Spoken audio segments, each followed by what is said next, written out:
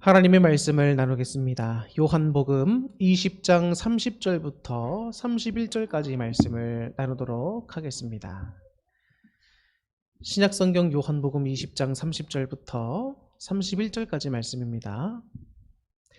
예수께서 제자들 앞에서 이 책에 기록되지 아니한 다른 표적도 많이 행하셨으나 오직 이것을 기록함은 너희로 예수께서 하나님의 아들 그리스도이심을 믿게 하려 함이요 또 너희로 믿고 그 이름을 힘입어 영생을 얻게 하려 함이니라. 아멘. 할렐루야. 오늘 이 시간 함께 하시는 우리 형제 자매님 여러분들을 주님의 이름으로 환영하고 축복합니다. 오늘 우리 말씀을 통해서 하나님께서 이 성경책, 특별히 본문의 말씀을 기록하여 우리에게 주신 이유가 무엇일까 한번 곰곰이 생각해보고 또 은혜 받는 그런 시간을 갖도록 하겠습니다. 호세아서 4장 6절에 이런 말씀을 주십니다.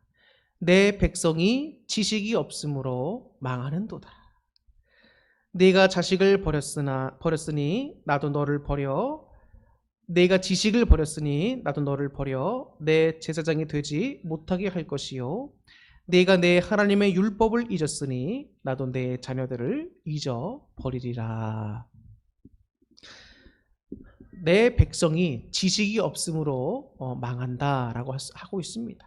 근데 그 지식이 무엇인가? 바로 하나님의 율법이라는 것입니다. 하나님의 율법이 조금 더 넓게 확장된 의미로 본다면 하나님의 말씀일 것이고 또 하나님의 뜻인 것이지요.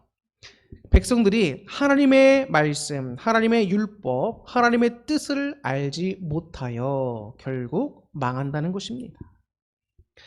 그런데 하나님의 율법을 알지 못한다. 안다는 것은 여러분 행함이 함께 수반된다는 것입니다. 그냥 우리가 안다라고 해서 끝난다면 아무 의미가 없지요. 여호와의 율법을 안다는 것은 결국 행함까지 연결되어 있다는 것입니다. 그래서 여호와의 지식, 하나님의 율법, 하나님의 뜻, 말씀을 아는 대로 행해야 한다는 것을 말씀해 주고 있지요. 이 율법의 순기능, 그것은 바로 우리 사람들이 하나님의 뜻에 따라 이것은 해야 하고 저것은 하지 말아야 한다는 것을 분명하게 알려줍니다. 그것이 바로 순기능이에요. 그러면서 우리 인간들은 누구나 다 율법대로 다 살 수 없고 하나님 뜻에 맞춰서 다 살 수 없는 죄인들이라는 사실을 분명하게도 알려줍니다. 그러나 율법은 우리를 구원시켜주지는 못한다는 거예요. 율법의 한계가 바로 우리는 죄인이다 라는 것을 알려주는 것까지입니다. 우리를 구원해 주실 분, 그 유일한 분이 누구인가? 바로 예수 그리스도라는 것입니다. 그래서 이 성경 66권은 전체적으로 예수 그리스도가 중심에 있습니다. 하나님의 구원의 역사가 그 구원사, 하나님의 그 뜻이 창세기부터 요한계시록까지 다 예수 그리스도로 맞춰져 있다는 것이지요. 그래서 우리의 소망은, 우리의 구원은 오직 누구에게 있다는 것입니까? 바로 예수 그리스도께 있다는 것입니다. 특별히 요한복음에서 요한 사도가 오늘 이 요한복음을 기록한 이유는 무엇인가? 복음은 기쁜 소식, 즉 예수 그리스도에 대한 소식이잖아요. 근데 예수 그리스도의 여러 가지 표적, 여러 가지 하신 일들, 이런 모든 것들을 다 기록한 것은 결국 무엇을 위한 것인가? 예수님이 하나님의 아들이심을 믿고 자신의 구원자가 되신다는 사실을 믿고 우리가 구원받게 되기를 원하는 마음으로, 그런 목적으로 이 책을 썼다는 것이죠. 복음서를 썼다는 것이지요. 율법은 몽학성생이 되어서 우리를 그리스도께로 안내해주는 역할을 한다라고 볼 수가 있고, 우리의 구원은 율법이나 행함이 아닌 오직 예수 그리스도께 있다는 사실을 분명하게 알려줍니다. 구원이라고 하는 것은 여러분 크나큰 선물입니다. 그리고 우리에게 하나님의 은혜를 거둬주시는 선물입니다. 선물. 그렇기 때문에 예수 그리스도를 통해서 우리에게 주어진 이 구원의 은혜는 그 무엇과도 비교할 수 없는 가장 중요한 은혜라는 것이죠. 선물이라는 것이죠. 너무나 감사한 일입니다. 요즘 코로나19로 인해서 많은 분들이 힘들어하시고 어려워하시죠. 의료계에서 또 일하고 있는 분들, 또 생계를 꾸려가고 자영업을 하고 계시는 분들, 또 우리 교회의 모든 부분에서 다 지금 어려움을 겪고 있습니다. 그런데 코로나19라고 하는 이 시기를 겪으면서 우리는 어떤 소망을 가지고 살아갑니까? 언젠가는 코로나19가 물러갈 것이다.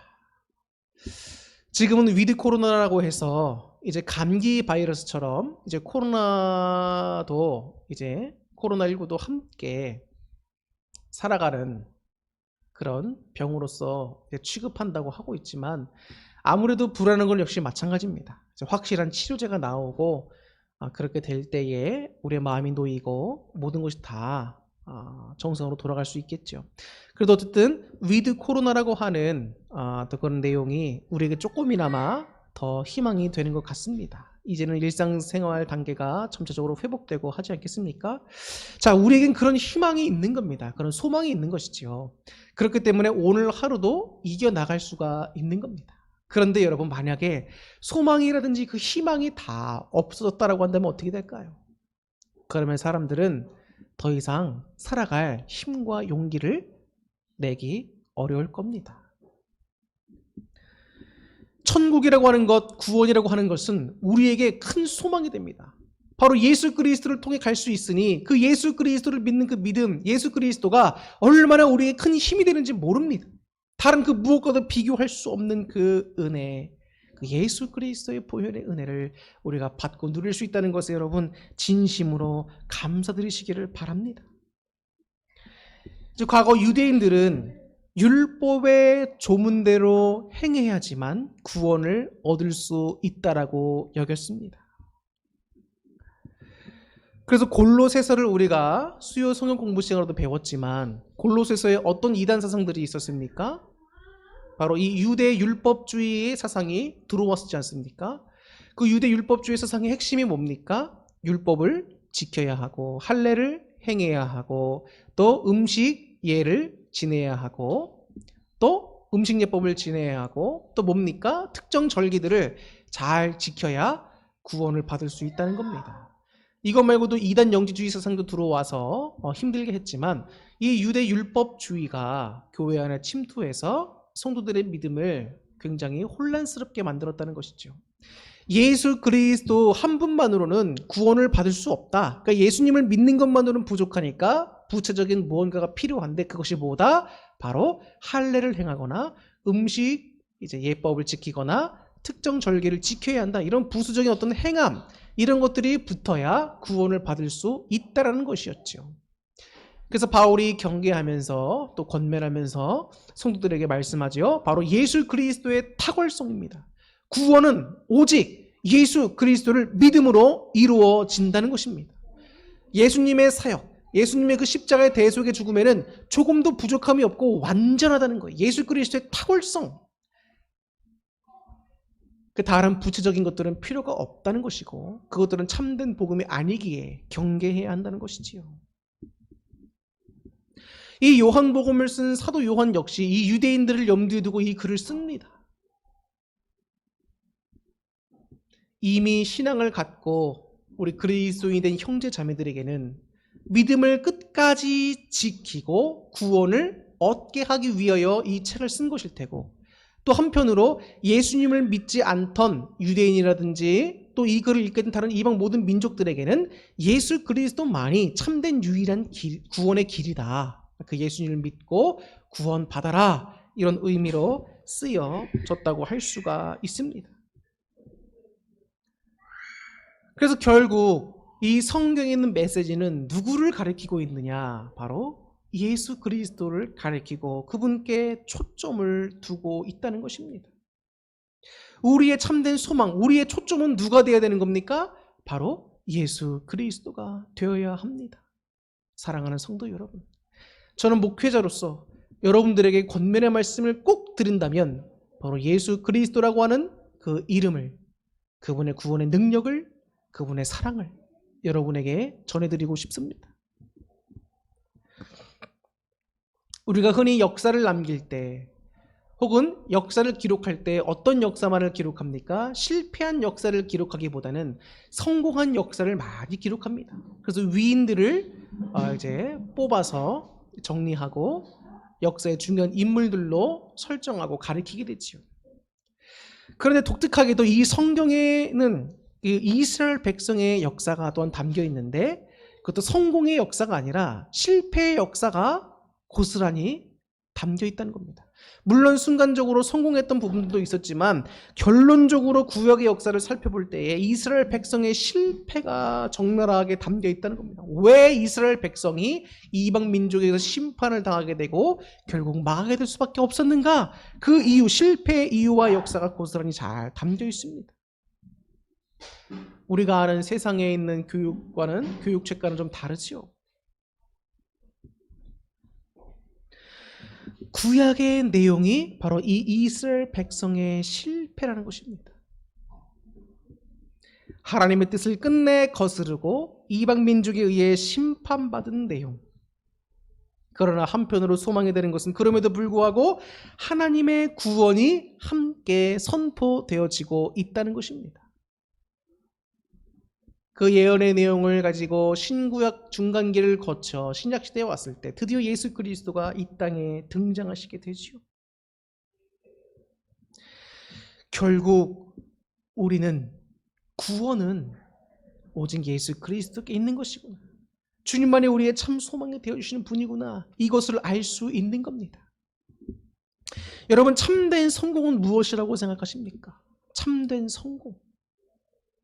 세상적인 기준으로 볼 때 참된 성공은 많은 학식을 가지고 좋은 대기업에 들어간다든가 혹은 자기의 뜻을 다 펼친다든가 혹은 명예를 얻든가 권력을 얻게 되든가 유명세를 얻게 되든가 뭐 다양한 기준들이 있겠죠. 그런데 여러분, 그러한 것도 인간적으로 볼 때 성공이라고 할 수 있지만 성공이 성경에서 우리에게 말해주고 있는 참된 성공이라고 하는 것은 결국 하나님의 뜻을 깨닫고 그 말씀에 순종하는 것이라는 것입니다. 하나님의 뜻이 뭔가요? 예수 그리스도를 믿고 우리가 구원받는 것입니다. 예수 그리스도를 믿는 일에 힘쓰고 구원으로 향하는 길에 우리가 전심전력 질주를 하고 주님께서 주신 그 구원의 은혜의 선물에 감격하며 그 은혜의 감사로서 거룩한 삶을 살아야 하고, 이것이 여러분 참된 성공이라고 할 수 있습니다. 성경에서 우리에게 주는 메시지가 뭡니까? 하나님 뜻을 거스르고 지식이 없어서 행함이 없어서 결국 하나님께 심판받아 다 멸망당하지 않습니까? 다윗의 왕국이 솔로몬 때까지도 여러분 얼마나 많은 업적들을 쌓았고 위대한 일들로 칭송받았습니까? 그러나 여호와를 떠나고 여호와의 뜻을 행하지 아니하고 하다가 결국에는 다 심판당하게 되지요. 명예와 돈과 부, 다양한 모든 세상적인 성공 조건들, 그것들은 참된 성공으로 보기가 어렵다는 것이지요. 우리가 신앙생활하고 삶을 살아가는 이 시간 속에서 우리의 참된 성공은 뭐가 되어야 될까요? 바로 삶 속에서 하나님의 뜻에 따라 행하고 예수 그리스도를 믿는 믿음을 지키고 또 구원의 길로 나아가고 더 나아가 그 길을 이웃들에게 전하는 것이지요. 신앙의 성공이 여러분 결국에는 참된 성공이라고 할 수 있는 겁니다. 내가 오늘도 실수하고 내가 오늘도 죄를 짓고 내가 오늘도 일부러 죄를 사랑하는 마음에 더 그 죄를 지으며 살아왔다 할지라도 그런 작은 실패에 우리가 너무 연연해하지 말고 예수 그리스도의 보혈을 의지하며 주님의 그 사랑과 용서를 우리가 의지하며 다시 일어나서 하나님 말씀 따라 사는 예수 그리스도를 전하는 그런 거룩한 모습을 살아야 합니다. 우리 삶에는 잠깐의 실패와 또 잠깐의 성공이 반복되어 가지만 신앙이 성화되어 갈수록 우리에게는 더욱더 그리스도를 의지하고 일어나 싸울 수 있는 힘이 생긴다는 것입니다. 그리스도의 강한 용사가 되어야 합니다. 그리스도의 강한 용사는 어떤 사람입니까? 실패가 없는 사람입니까? 낙심됨이 없고 좌절함이 없는 사람입니까? 아니요. 인간이라 있을 수 있습니다. 그러나 그 모든 것을 예수 그리스도 소망을 두며 다시 일어나고 강건하게 서서 흔들림 없이 나아가는 사람이 바로 강한 군사입니다. 성공했다, 이겼다, 그 모든 것이 하나의 종결된 사건으로 끝나지 않는다는 것입니다. 우리가 주님 나라 가기까지 우리는 성공과 실패를 반복하게 되겠지만 예수님께 소망을 두고 성령님을 의지하며 하나님 말씀 붙잡고 성령 충만함 가운데 날마다 기도함 가운데 싸워 이겨나가야 하는 것입니다.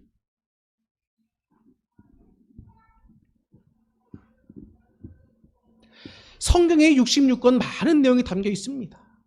어떻게 모든 것이 창조가 되었고 하나님이 어떻게 역사하시며 또 어떻게 인물들을 선택하시고 또 어떻게 히브리 민족이 이스라엘 백성이 되며 하나님이 그들을 어떻게 사랑하셨고 어떻게 인도하셨고 또 그들이 어떻게 하나님을 배반했는지 또 그러면서도 하나님의 구원의 메시지가 어떻게 선포되고 있는지 그 모든 것들이 다 담겨있는 이 성경 속에서 놀라운 것은 바로 예수 그리스도를 통한 구원의 메시지로 핵심이 초점으로 맞춰지고 있다는 겁니다. 하나님의 마음이 바로 그런 것입니다. 하나님의 마음이. 그 하나님의 마음을 우리가 오해하면 안 됩니다. 제가 가끔 이제 우리 성도님들의 하시는 말씀들을 들을 때가 있고 나눌 때가 있습니다. 그런데 많은 분들이 하나님에 대한 사랑, 하나님에 대한 은혜를 굉장히 오해해서 왜곡해서 받아들이는 분들이 많은 것 같습니다. 하나님이 여러분 우리에게 주신 은혜가 얼마나 큽니까? 우리에게 주신 은혜, 내 자녀들이 이렇게 건강하게 지내는 것만으로도 얼마나 큰 은혜인지 몰라요. 더구나 요즘같이 코로나19 시대에 우리 모두가 코로나19로부터 하나님이 지켜주셔서 이렇게 안전하게 있다? 혹은 걸렸다 할지라도 회복시켜 주셨다? 얼마나 큰 은혜입니까? 자녀들을 키우면서 힘들 때도 있지요. 그런데 그 자녀들이 건강하게 자라는 것만으로도 얼마나 감사한 겁니까? 나의 건강을 지켜주신 것만으로도 얼마나 감사한 겁니까? 내가 일할 수 있는 일자리가 있다는 것도 얼마나 감사한 겁니까? 우리가 오늘 하루도 굶고 있습니까? 일용할 양식을 주시고 입을 것도 주시고 잠잘 것도 주시고 내가 생각할 때는 하나님이 이렇게 해주셔야 은혜를 주시는 것이지라고 생각할 수 있지만 아닙니다. 하나님은 이미 우리에게 은혜를 주셨어요. 그리고 무엇보다 부인할 수 없는 가장 큰 은혜, 예수 그리스도를 우리에게 허락하여 주셨고 그분을 통한 은혜를 허락하여 주셨잖아요. 그런데 우리는 자꾸 내 세상적인 기준을 가지고 내 기준을 가지고 하나님의 은혜를 평가할 때가 있습니다. 하나님을 오해할 때가 있어요. 마치 말라기서에 나오는 이스라엘 백성들처럼 주님께서 우리에게 뭘 해주셨냔 말입니다. 주님이 우리를 어떻게 언제 사랑하셨냔 말입니까? 우리에게 무슨 은혜를 주셨냔 말입니까? 이렇게 생각할 수 있다는 겁니다. 근데 그런 분들이 많더라고요. 생각보다 대화를 하다 보니까. 사랑하는 성도 여러분, 지금 이 상황이 아무리 힘들고 어렵다 할지라도 이 상황 자체가 우리를 훈련시키고 연단시키시는 그 하나님의 은혜가 또 더 좋은 곳을 주실 우리 하나님의 은혜가 소망 되시는 하나님의 그 은혜가 그 구원의 은혜가 너무나 큰 것입니다. 여러분, 우리 상황이 힘들고 어렵다 할지라도 여러분 예수님이 함께 하시니 우리가 소망이 되는 겁니다. 근데 예수님이 없으시다고 생각해 보세요. 하나님의 도우심이 없다고 생각해 보세요. 천국과 구원의 은혜가 없다고 생각해 보세요. 용서하심의 은혜가 없다고 생각해 보세요. 우리에게 정말 무슨 소망이 있겠습니까? 무슨 소망? 여러분, 사람들이 여러분들을 정말로 진심으로 잘 위해 줍니까? 한계가 있죠. 하나님이 우리의 예수 그리스도가 우리의 참된 소망이 되시고 성령님이 도와주고 계시는 겁니다. 근데 내 생각과 내 자아가, 내 교만이, 내 판단과 내 생각이 너무나 세고 너무나 강하니까 성령님의 도우심과 하나님께서 깨닫게 해준 그 모든 것들을 자꾸 밀어내고 잊어버리게 만들고 혹은 깨닫지도 못하게 만드는 겁니다.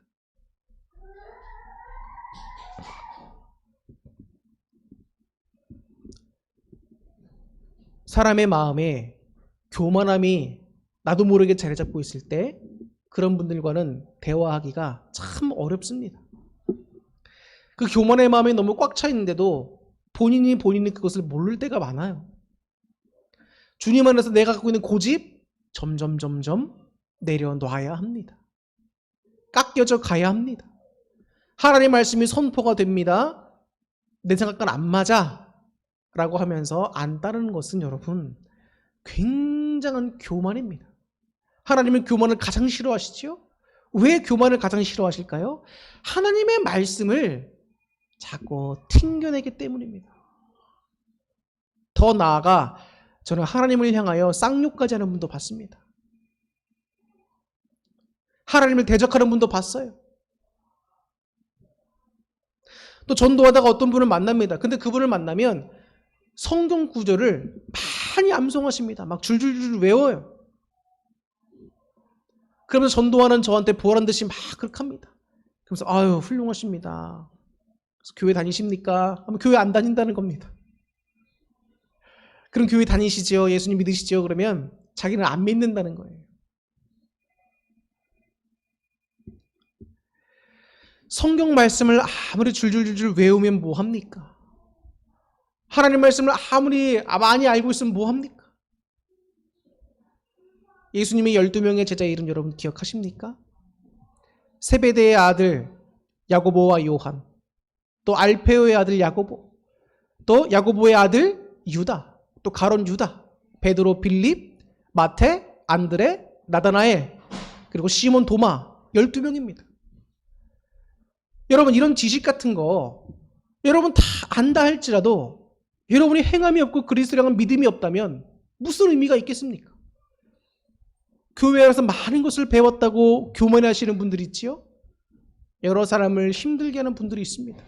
자꾸 평가하고 판단하고 내기 준대로 하려고 하고, 목회자가 하나님 말씀을 전하는데도 귓등으로 듣고 내 생각대로 하려고 하고. 제일 위험한 분들이 어떤 분들이냐면 바로 그런 분들이에요.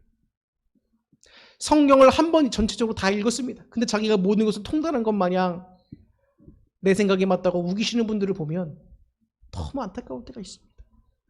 하나님의 지식이 쌓일수록 겸손해져야 하는데 도리어 그것이 자신의 교만으로 흐르는 때가 많다는 것입니다. 지식과 신앙의 성장이 함께 이루어지지 않기 때문에 문제가 되는 것이죠. 근데 문제는 뭐다? 바로 우리 안에 있는 이 교만함이라는 겁니다. 사람은 참 교만합니다. 너나 할 거 없이 다 교만한 게 사람이에요.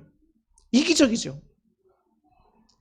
근데 그런 우리의 모습을 자꾸 주님 말씀에 비추어 깨어져가고 성숙되어져가는 모습이 필요한데 나이는 먹지만 아직도 그대로 갖고 있는 분들이 많습니다.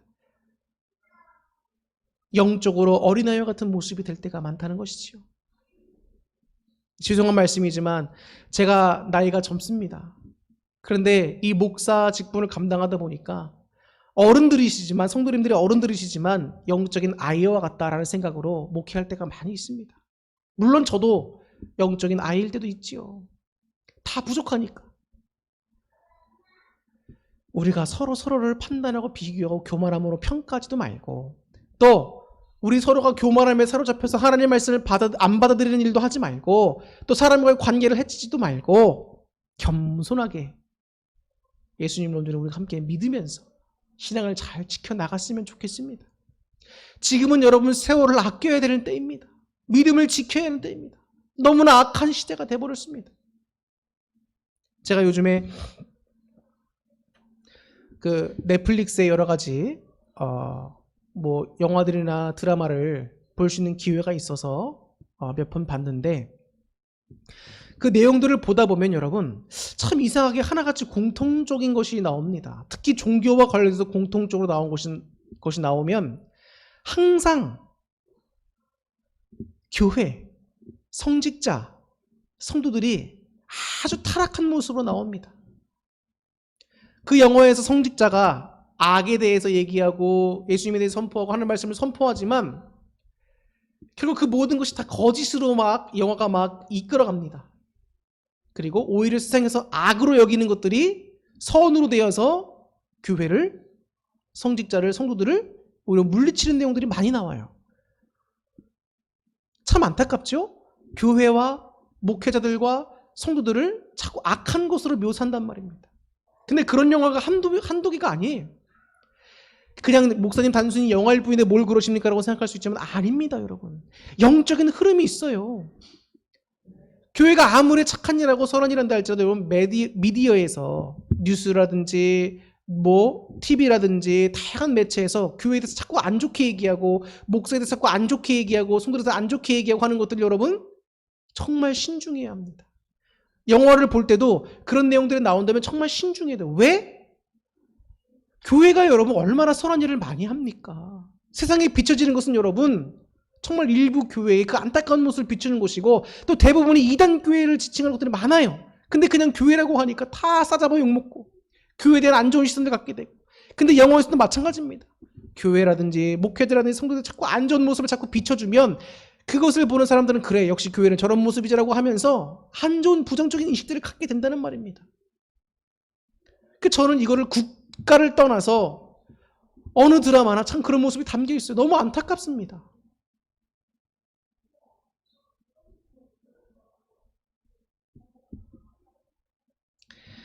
사랑하는 성도 여러분, 지금은 여러분 우리가 그리스도를 향한 믿음을 굳건히 지켜야 하는 때예요. 사도 바울처럼 정말 강인한 마음을 가져야 합니다. 내게 능력 주신 자에서 내게 능력 주신 하나님 안에서 모든 것을 할 수 있으니까 그리스도 안에서 소망을 두고 믿음을 지키고 이 신앙의 경주를 끝까지 잘 달려가서 결국에는 구원을 쟁취해야 합니다, 여러분. 악에게 자꾸 틈을 내주지 마시고 악에게 자꾸 마음을 뺏기지 마시고 자신의 정욕에 따라 살지 마시고 점점 더 거룩에 참여하여 주시고 그리스도를 믿는 믿음이 더욱더 견고해지고 말씀으로 세워져 나가고 성령님의 인도하심에 순종하고 성신 능력받고 하나님의 영광과 교회의 덕과 성도의 덕을 쌓기 위하여 행하고 그리스도의 복음을 함께 전파하며 함께 구원받는 사람들을 늘어나게 만들고 하나님의 기쁨되는 모습으로 우리가 살아가야 합니다. 세상이 아무리 힘들고 어렵고 나를 괴롭게 한다 할지라도 우리가 믿음 안에 바로 서 있어야 돼. 그것이 바로 참된 성공이요 참된 신앙인의 모습입니다.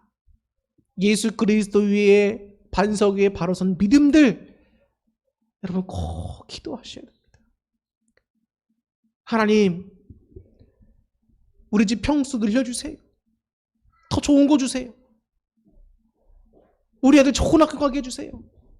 건강 지켜주세요. 다 기도할 건 맞습니다. 근데 그런 부차적인 것보다도 우리가 정말 핵심을 두고 늘 기도해야 될 것이 무엇입니까? 그리스도를 향한 믿음이 커져가게 해달라고. 이 약한 세상에서 믿음을 지키고 많은 영혼을 주님께로 인도하고 하나님 뜻에 따라 순종하며 살게 해달라고 우리가 늘 기도해야 돼요. 주님 오실 날이 가까워지고 있습니다. 주님 뵈러 갔을 때에 정말 내가 주님을 위해서 한 것이 무엇이 있는가? 내가 이렇게 많은 주일 정도를 섬기고 주를 위해서 교회를 위해서 이렇게 많이 헌신해 왔습니다 라고 하는 분도 있습니다. 그런데 하나님이 보실 때 여러분 죄송하지만 내가 교만함으로 행하고 나의 의를 이루기 위해 행했으면 하나님이 그것을 기쁘게 받으시지 않는다는 거예요. 안타깝죠? 내가 많은 시간을 들여서 이렇게 신앙생활을 하면서 이렇게 선한 일을 한다고 행해왔는데 하나님이 그걸 인정해 주시지 않는다고 생각해 보세요. 근데 그런 상태로 주님 앞에 갔다고 해보십시오. 너무 표현할 수 없을 만큼 괴롭잖아요. 하나님은 여러분 우리의 겸손과 주를 향한 사랑을 하나님께서는 받으려고 계십니다. 받고 계시길 원하세요. 우리의 믿음을 받으시길 원하십니다. 뭘 우리가 많이 잘해서 뭐 그런 거 하지 말고 내가 이만큼 했습니다 이런 게 아니고 주님 저는 죄인입니다. 예수 그리스도를 통해 하나님의 사랑을 힘입어 나아갑니다. 긍휼히 여겨 주옵소서. 하나님이 그 마음, 그 믿음을 보시고 기뻐하시고 우리를 의롭게 여겨주신다는 거예요. 내가 실패하고 내가 지금까지 어떤 모로 살아왔다 할지라도 주님 앞에 나와서 하나님 죄송합니다라고 하는 게 용서를 구하면 하나님의 그 따뜻한 사랑과 그 용서하심이 우리에게 전해지는 것이 여러분 안 느껴지십니까? 세상에 나가서 일할 때 여러분 실수해보세요. 잘못해보세요. 사람들이 나에게 어떻게 손가락질합니까 여러분? 어떤 말을 합니까? 근데 하나님께 우리가 잘못했다고 나아가며 하나님은 따뜻한 마음으로 사랑으로 품어주신다는 거예요. 용서해 주신다는 거예요. 아니 세상에 그런 분이 어디 있어요 여러분? 하나님이 뭐 너희가 구원받기 위해서 얼마큼 갖고 와라 요구하십니까? 아닙니다. 그 좋은 구원의 선물을 무조건 예수 그리스도 믿으면 그냥 주신다고 하시잖아요. 그 값진 선물을, 측량할 수 없는 그 선물을, 값어치를 매길 수 없는 그 선물을 예수 그리스도를 통해 믿음으로 우리에게 주신다는 것입니다. 사랑하는 성도 여러분, 요한 사도가 이 복음서를 기록하여서 우리에게 전해준 이유는 무엇입니까? 첫 번째, 먼저 믿는 자들에게는 믿음을 잘 지키고 구원을 받으라는 것이고, 믿지 않는 자들에게는 예수 그리스도를 믿어 구원을 얻으라는 것입니다. 이 메시지를 유튜브를 통해서 여러분들이 또 보시게 될 텐데, 처음 이 메시지를 접한다, 그런 분들에게는 예수 그리스도에 대한 믿음이 생겨질 수 있기를 주님의 이름으로 축복하고, 우리 성도님들께는 그리스도를 믿는 믿음 더욱더 견고해지고 성장하여서 하나님의 구원과 거룩함에 참여한 자들 될 수 있기를 소망합니다. 여러분, 힘들다고 자꾸 여러분 포기하지 마세요. 힘들다고 자꾸 주저앉지 마세요. 남들이 뭐라고 하던 주님에서 믿음을 바로 서시기 바랍니다. 자신의 모습을 자꾸 하나님의 말씀에 비추어 깨어져 나가고 바꾸어져 나가고, 내가 어떻게 하면 더 성장할 수 있을까, 내가 어떻게 하면 더 믿음으로 성숙될 수 있을까 고민하세요. 신앙은 훈련의 과정이라고 있습니다. 한 번의 마법처럼 뭔가 뿅뿅뿅 이루어지지 않아요. 하나님은 우리를 삶 속에서 상수서 훈련시키시면서 점점 거룩한 자로 하나님께서 만들어 가신다는 사실을 기억하시고, 나에게 왜 이렇게 힘든 것만 주십니까? 라고 불평하지 마시고, 하나님 감사합니다, 나를 온전케 하실 주님께 소망을 둡니다, 이 상황을 선으로 바꿔줄 주님을 믿습니다, 감사로 기쁨으로 달려나갈 수 있는 성숙된 여러분들, 예수 그리스도께 소망을 두고 살 수 있는 여러분들 될 수 있기를 주님의 이름으로 축복합니다. 기도하겠습니다.